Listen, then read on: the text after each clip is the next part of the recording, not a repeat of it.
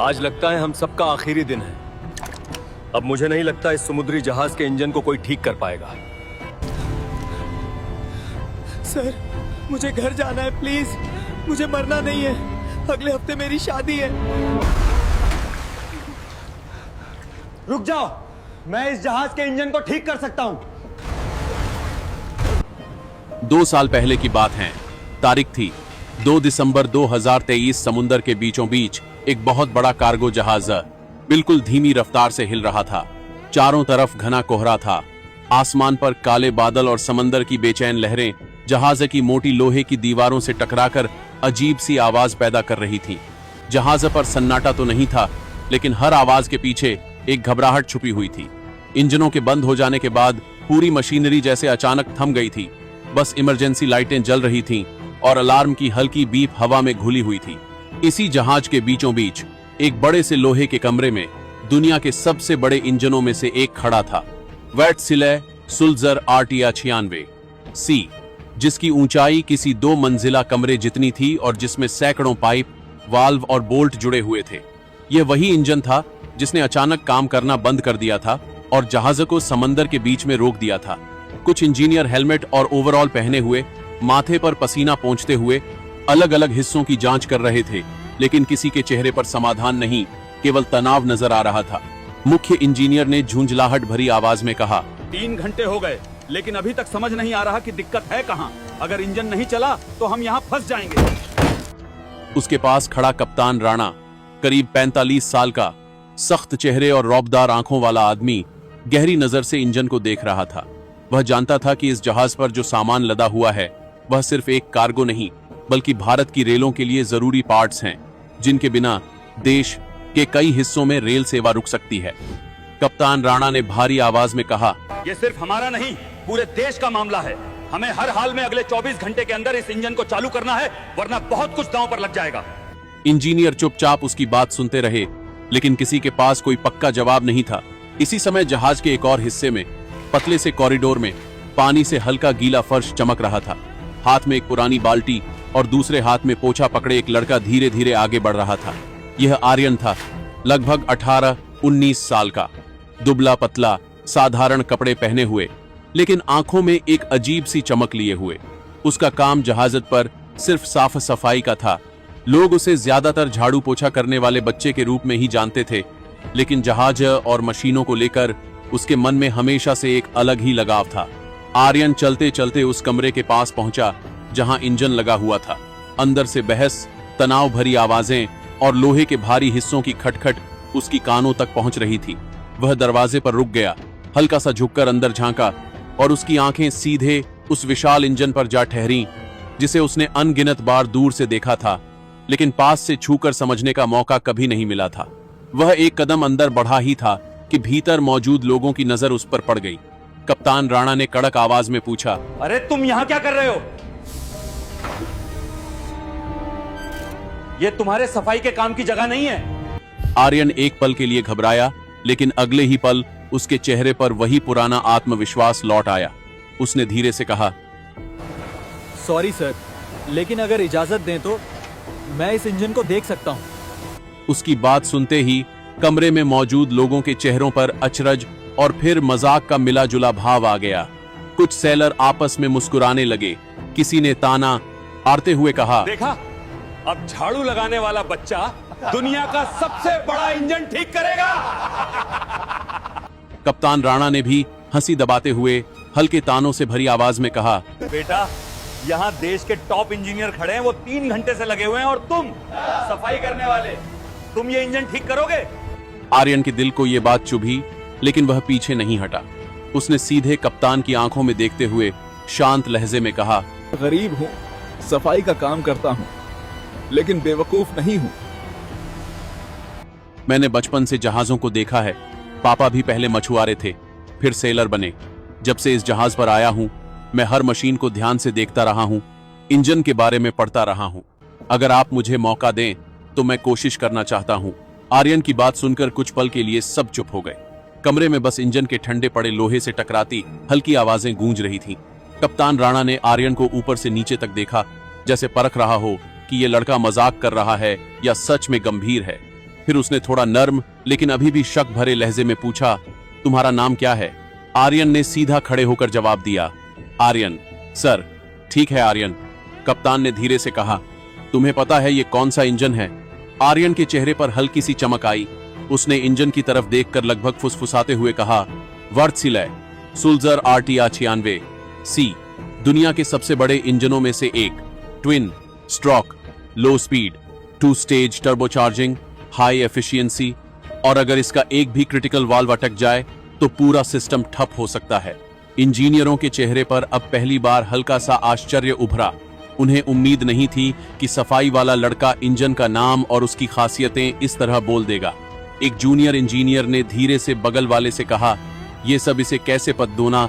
कप्तान राणा ने आंखें थोड़ी सिकोड़ कर पूछा, ये सब कहां से सीखा तुमने? आर्यन ने बिना झिझक के कहा, जहाज की लाइब्रेरी से, इंटरनेट से, पुरानी मैनुअल बुक्स से। जब सब सोते हैं तो मैं नीचे नहीं सोता सर। मैं यहां आता हूं, मशीनों को देखता हूं, समझने की कोशिश करता हूं। मुझे मशीनों से डर नहीं लगता, लगाव है। कप्तान के अंदर कहीं बहुत दूर तक उसके शब्द उतरते गए, लेकिन उसके चेहरे पर अब भी सख्ती थी। तो तुम कहना क्या चाहते हो? उसने पूछा। आर्यन ने गहरी सांस ली, जैसे अपने ही अंदर से हिम्मत निकाल रहा हो। सर, मुझे 24 घंटे दीजिए, मैं इस इंजन में गड़बड़ी ढूंढने की कोशिश करूंगा। अगर मैं ठीक नहीं कर पाया तो मैं खुद इस जहाज से कूद जाऊंगा समंदर में। कमरे में जैसे किसी ने बम फोड़ दिया हो। इंजीनियर, सेलर, सब हड़बड़ा गए। पागल हो गया है क्या? ये मजाक है या सच? कूद जाएगा मतलब? कप्तान राणा ने गुस्से से कदम आगे बढ़ाए। उसकी आवाज में झूंझलाहट थी। ये कोई खेल है? जान की बात कर रहा है तुम? आर्यन ने पलटकर उसी ठहराव से कहा, ये खेल नहीं है, आत्मविश्वास है। आप कह रहे हैं देश दांव पे लगाए, तो मुझे भी कुछ दांव पे लगाना होगा ना। आप यकीन नहीं कर सकते तो मेरी जिंदगी पर विश्वास रखिए। एक पल के लिए कप्तान उसके शब्दों से थम जाता है। उसके चेहरे की सख्ती के पीछे जैसे कोई पुरानी याद उभरती है, जब वो भी शायद किसी ने कम आंका होगा, लेकिन वो तुरंत खुद को संयत कर लेता है। वह धीमे स्वर में इंजीनियरों की तरफ मुड़कर पूछता है, तुम लोगों ने सब कुछ चेक कर लिया? मुख्य इंजीनियर ने थके हुए अंदाज में कहा, हाँ सर, जितना हमारे पास डाटा और इक्विपमेंट है हमने सब टेस्ट कर लिया। इंजेक्टर से लेकर मेन शाफ्ट तक कहीं क्लियर डिफेक्ट दिखाई नहीं दे रहे। हाँ। कप्तान ने लंबी सांस ली, फिर आर्यन की तरफ मुड़कर बोला, अगर मैं तुम्हें ये मौका दूं तो तुम अकेले काम नहीं करोगे। तुम जो कहोगे हमारे इंजीनियर तुम्हारी मदद करेंगे, लेकिन कमांड तुम्हारी नहीं होगी, समझे? आर्यन ने सर हिलाया। जी सर, मुझे बस इंजन को खोलकर उसकी सांसें सुनने का मौका चाहिए। कप्तान ने कुछ पल सोचा, फिर धीमी लेकिन ठोस आवाज में कहा, तुम्हें 24 घंटे मिलते हैं। अगर इंजन नहीं चला तो तुम्हें समंदर में कूदने की जरूरत नहीं होगी। मैं खुद तुम्हें पुलिस के हवाले कर दूंगा और तेरा यहाँ काम भी खत्म समझ। लेकिन अगर तूने ये इंजन चला दिया तो मैं भारत सरकार के सामने खुद तेरे लिए खड़ा होऊंगा। तुझे इंजीनियरिंग की पढ़ाई दिलवाने के लिए और जहाज पर बतौर इंजीनियर जगह दिलवाने के लिए मैं रिक्वेस्ट करूंगा। कमरे में फिर सन्नाटा छा गया।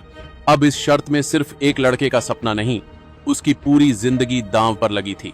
आर्यन ने बिना एक पल की देरी के कहा, मंजूर है सर। उसके इस जवाब के साथ ही कहानी का रुख बदल चुका था।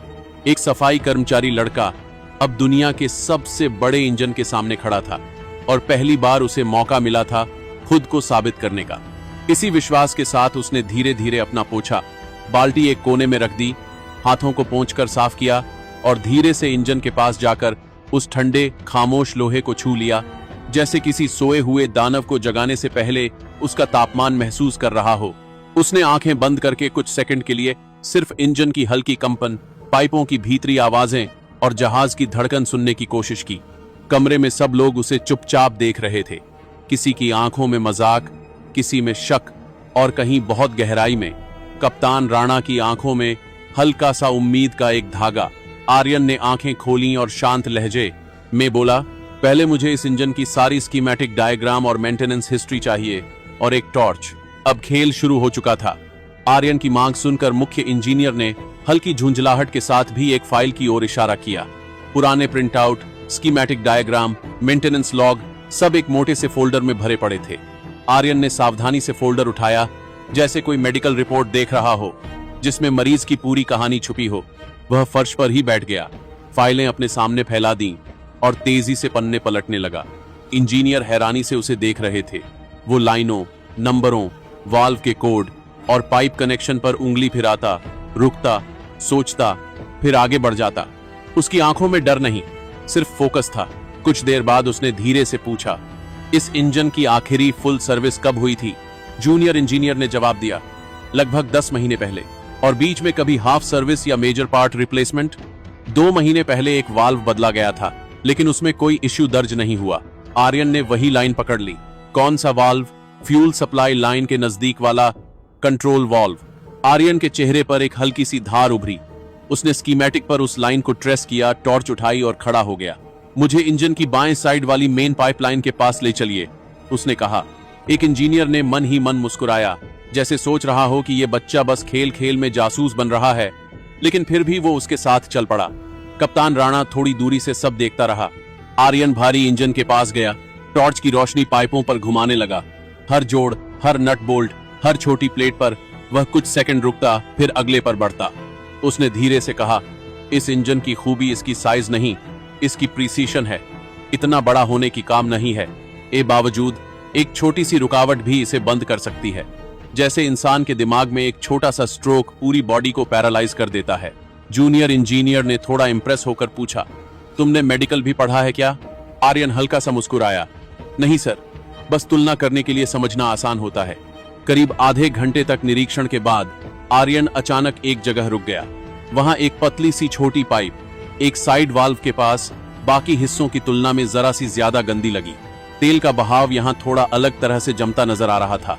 उसने टॉर्च एक इंजीनियर के हाथ में पकड़ा दी और खुद वाल्व के नजदीक झुककर ध्यान से देखने लगा। ये वही लाइन है ना जो 2 महीने पहले बदली गई थी? उसने पूछा। मुख्य इंजीनियर आगे बढ़ आया, उसने भी झुककर देखा। हाँ, मॉडल नंबर तो वही है, इंस्टॉलेशन लॉग भी यही दिखा रहा था। आर्यन ने धीरे से कहा, कभी कभी पार्ट नया होता है पर फिटिंग में थोड़ी सी गलती रह जाती है, या फिर बहुत मामूली सी धूल या मेटल का छोटा सा टुकड़ा ठीक वहीं फंस जाता है जहां नहीं होना चाहिए। कप्तान राणा अब वहीं आकर खड़ा हो चुका था। तुम्हें लग रहा है गड़बड़ी यहां है? उसने पूछा। आर्यन ने तुरंत हां नहीं कहा। उसने थोड़ी देर चुप रहकर पाइप को हल्के से थपथपाया, कान से नजदीक ले जाकर अंदर की हल्की सी आवाज सुनने की कोशिश की। फिर बोला, मुझे पक्का यकीन नहीं, लेकिन सबसे पहले इसको खोलकर देखना चाहिए। अगर यहां फ्लो में रुकावट है तो इंजन स्टार्ट होगा पर सही प्रेशर नहीं बनाएगा और सिस्टम खुद को प्रोटेक्ट करने के लिए शटडाउन मोड में चला जाएगा। शायद यही हुआ है। मुख्य इंजीनियर ने कप्तान की तरफ देखा, जैसे इजाजत मांग रहा हो। कप्तान ने छोटा सा इशारा किया, करो। तुरंत टूल्स लाए गए। आर्यन ने खुद वाल्व नहीं खोला, लेकिन पास खड़ा हो कर हर स्टेप पर गाइड करने लगा। धीरे से इस हिस्से को पहले ढीला कीजिए। हाँ, अब प्रेशर थोड़ा रिलीज होने दीजिए। अब ऊपर वाले नट को खोलिए। जब वाल्व का छोटा सा हिस्सा अलग हुआ तो उसमें से तेल का एक पतला सा धारा निकला और साथ ही एक बहुत छोटा, लगभग मुश्किल से दिखने वाला मेटल का टुकड़ा भी बहकर नीचे गिरा। जूनियर इंजीनियर की आंखें फैल गईं। ये तो शटडाउन ट्रिगर करने के लिए काफी हो सकता था। मुख्य इंजीनियर हक्का बक्का रह गया। ये शायद इंस्टॉलेशन के टाइम ही अंदर रह गया होगा। हम लोगों ने सोचा भी नहीं कि इतनी छोटी चीज इतनी बड़ी दिक्कत पैदा कर सकती है। आर्यन ने शांत आवाज में कहा, इंजन बड़ा जरूर है, पर उसे नुकसान पहुंचाने के लिए हमेशा बड़ी गड़बड़ी नहीं चाहिए होती। कभी कभी छोटी सी गलती भी काफी होती है। कप्तान राणा अब बिल्कुल आर्यन को अलग नजर से देख रहा था। वाल्व साफ करो, सही से दोबारा फिट करो और फिर इंजन स्टार्ट करने की तैयारी करो, उसने आदेश दिया। कुछ देर बाद सब लोग फिर से अपनी जगह पर थे। इंजन के आसपास हलचल बढ़ गई थी। कंट्रोल रूम को सूचना दे दी गई कि एक बार फिर स्टार्टअप सीक्वेंस चलाया जाएगा। आर्यन थका हुआ फर्श के पास खड़ा था, लेकिन उसकी आंखें सिर्फ उस विशाल इंजन पर जमी थीं। कप्तान उसके पास आया और धीमे से बोला, अगर ये इंजन चला तो तुम्हारी जिंदगी बदल जाएगी, ये समझते हो ना? आर्यन ने हल्की मुस्कान के साथ जवाब दिया, सर, अगर ये इंजन चला तो सिर्फ मेरी जिंदगी नहीं, मेरा यकीन भी हमेशा के लिए पक्का हो जाएगा कि किसी इंसान की कीमत उसके काम से तय होती है, उसके कपड़ों से नहीं। काउंटडाउन शुरू हुआ। 3, 2, 1। कंट्रोल पैनल पर बटन दबाया गया। 1 पल, 2 पल, 3 पल। पहले हल्की सी घरघराहट हुई, फिर इंजन के अंदर कहीं गहराई से आती एक भारी, धीमी लेकिन जिंदा आवाज। पूरा कमर जैसे हल्का सा हिलने लगा। गार्ड रेल्स में कंपन, फर्श में थरथराहट और उस ठंडे लोहे में फिर से गर्मी लौटने लगी। इंजीनियर चिल्ला उठे, इंजन पिकअप ले रहा है। किसी ने मीटर देखा, प्रेशर नॉर्मल रेंज में जा रहा है। दूसरे ने रनिंग स्टेटस देखा, ऑटो शटडाउन कंडीशन हट गई। कुछ ही सेकंड में वर्सिला सुल्जर RTR 96 C पूरे दम के साथ चलने लगा। उसकी आवाज अब कमरे को नहीं, पूरे जहाज को हिला रही थी, जैसे समंदर के बीच एक सोया हुआ दानव फिर से जाग उठा हो। सबकी नजरें एक साथ आर्यन की तरफ घूम गईं। जहां अभी कुछ देर पहले मजाक और शक था, अब वहां हैरानी, इज्जत और यकीन था। कप्तान राणा धीमे धीमे चलकर आर्यन के सामने आकर रुका। कुछ सेकंड तक बस उसे देखता रहा, फिर उसने वही हाथ बढ़ाया जो अभी तक सिर्फ आदेश देने का आदी था। शाबाश इंजीनियर आर्यन, उसने कहा, तुमने सिर्फ हमारे जहाज को ही नहीं बचाया, तुमने देश की इज्जत बचाई है। आर्यन ने कांपते हाथों से उसका हाथ थामा। उसकी आंखों में हल्की सी नमी थी, लेकिन होंठों पर मुस्कान। सर, मैं अभी भी सफाई कर्मचारी हूं, उसने धीरे से कहा। इंजीनियर तभी कहलाऊंगा जब पढ़ाई पूरी कर लूंगा। कप्तान ने हल्का सा सिर हिलाया। वो इंतजाम भी हो जाएगा, मैंने वादा किया था। और कप्तान अपने वादे से पीछे नहीं हटते। इंजन की गड़गड़ाहट अब पूरे जहाज की रगों में दौड़ रही थी। जहाज हल्का हल्का आगे बढ़ने लगा, जैसे रुकी हुई सांसें फिर से चल पड़ी हों। डेक पर खड़े सेलरों ने राहत की सांस ली। किसी ने आसमान की तरफ देखकर धन्यवाद कहा, किसी ने पास खड़े साथी को गले लगा लिया। कुछ की नजरें बार बार नीचे इंजन रूम की तरफ जा रही थीं, जहां एक सफाई कर्मचारी लड़के ने असंभव को संभव कर दिया था। थोड़ी ही देर में रेडियो रूम से कप्तान राणा को मैसेज मिला, सर, हम दोबारा ट्रैक पर हैं, अनुमानित समय के भीतर पोर्ट तक पहुंच सकते हैं। कप्तान ने गहरी सांस लेकर आसमान की तरफ देखा, फिर धीरे से कहा, शुक्र है। उसने तुरंत कम्युनिकेशन अधिकारी से कहा, कंट्रोल को संदेश भेजो कि टेक्निकल इश्यू रिजॉल्व हो चुका है, जहाज समय पर पहुंचेगा। लेकिन एक और बात भी जोड़ो, इस समस्या को हमारे किसी वरिष्ठ इंजीनियर ने नहीं, बल्कि एक जूनियर क्लीनिंग स्टाफ के लड़के ने सॉल्व किया है। उसका नाम है आर्यन। कम्युनिकेशन अधिकारी ने हैरानी से उसकी तरफ देखा, फिर मुस्कुराकर बोला, जी सर। नीचे इंजन रूम में सब कुछ धीरे धीरे सामान्य हो रहा था। मशीनें अब शोर नहीं, भरोसे की आवाज दे रही थीं। इंजीनियर अपने अपने नोट्स और रीडिंग अपडेट करने लगे। आर्यन एक कोने में बैठा चुपचाप पानी की बोतल से कुछ घूंट पी रहा था। उसकी हथेलियां अब भी हल्की सी कांप रही थीं, शायद थकान से, शायद उस जिम्मेदारी से जो अभी अभी उसके कंधों से उतरी थी। मुख्य इंजीनियर उसके पास आया, उसके सामने झुककर बैठ गया और बोला, हमसे गलती हुई आर्यन। हम तुझे सिर्फ झाड़ू पोछा करने वाला लड़का समझते रहे, जबकि तेरे पास वो नजर थी जो हम में से किसी के पास नहीं थी। आर्यन ने झेंपकर कहा, नहीं सर, आप लोग सब जानते हैं, बस कभी कभी किसी नई आंख की जरूरत पड़ती है, जैसे पुरानी किताब में नई लाइन दिख जाती है। मुख्य इंजीनियर ने हल्की हंसी के साथ सिर हिलाया, शायद, लेकिन आज से तेरी पहचान सिर्फ सफाई वाला नहीं रहेगी। हमारे लिए तू उस इंजन का डॉक्टर है जिसे सबने मृत मान लिया था और तूने धड़कन वापस लौटा दी। दिन गुजरा, रात ढली और जहाज अपनी मंजिल की ओर बढ़ता रहा।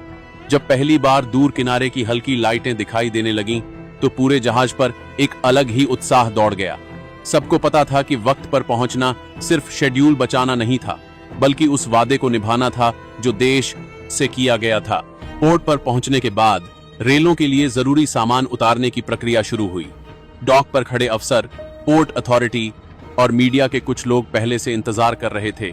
उन्हें पहले ही मैसेज मिल चुका था कि बीच समंदर में फंसे इस जहाज को एक अनोखे तरीके से बचाया गया है। जब कप्तान राणा नीचे उतरा तो कुछ रिपोर्टर उसकी तरफ दौड़े। सर, सुना है जहाज का इंजन पूरी तरह बंद हो गया था, कितना बड़ा रिस्क था, आपने ये कैसे मैनेज किया? कप्तान ने हल्की मुस्कान के साथ कहा, रिस्क बड़ा था, लेकिन भरोसा उससे भी ज्यादा बड़ा निकला। हमारे साथ एक ऐसा लड़का था जिसे आमतौर पर कोई नोटिस भी नहीं करता, सफाई करने वाला स्टाफ, लेकिन दिमाग इंजीनियर का। अगर वो नहीं होता तो शायद हम यहां वक्त पर नहीं पहुंच पाते। एक रिपोर्टर ने तुरंत पूछा, कौन लड़का? सर, क्या हम उससे मिल सकते हैं? कप्तान ने जहाज की तरफ देखा। ऊपर डेक पर खड़ा आर्यन दूर से ये सब देख रहा था, समझ नहीं पा रहा था कि ये सब किस बारे में है। कप्तान ने ऊपर हाथ से इशारा किया, आर्यन नीचे आओ। आर्यन घबराहट के साथ सीढ़ियां उतरने लगा। उसके मन में डर था। उसने ऐसा कभी नहीं देखा था कि इतने लोग, कैमरे, माइक, सब उसकी तरफ मुड़कर देख रहे हों। वह नीचे आया तो कप्तान ने सबके सामने उसका कंधा पकड़ा और कहा, यही है वो लड़का, आर्यन, जिसने इंजन को चलाया, जहाज़ों को बचाया और इनडायरेक्टली देश की रेलों को रुकने से बचाया। फ्लैश चमकने लगे, कैमरे घूमने लगे, माइक उसकी तरफ बढ़ा दिए गए। तुम्हें कैसा लग रहा है? तुम्हें इंजीनियरिंग की ट्रेनिंग मिली है क्या? तुम यहाँ काम क्या करते हो? आर्यन थोड़ा सकपकाया, लेकिन फिर धीरे से बोला, मैं यहाँ सफाई का काम करता हूँ और आज बस इतना किया जितना मुझे सही लगा। मैं कोई बड़ा आदमी नहीं हूँ, लेकिन मशीनों से मुझे प्यार है। अगर मुझे मौका मिले पढ़ने का तो मैं सच में इंजीनियर बनना चाहता हूँ, ताकि एक दिन कोई मुझे सिर्फ सफाई वाला कहकर न पुकारे। उसी समय भीड़ के पीछे से एक सीनियर सरकारी अफसर आगे आए, जो अब तक सब चुपचाप देख रहे थे। मौका मिलेगा बेटा, उन्होंने साफ आवाज में कहा।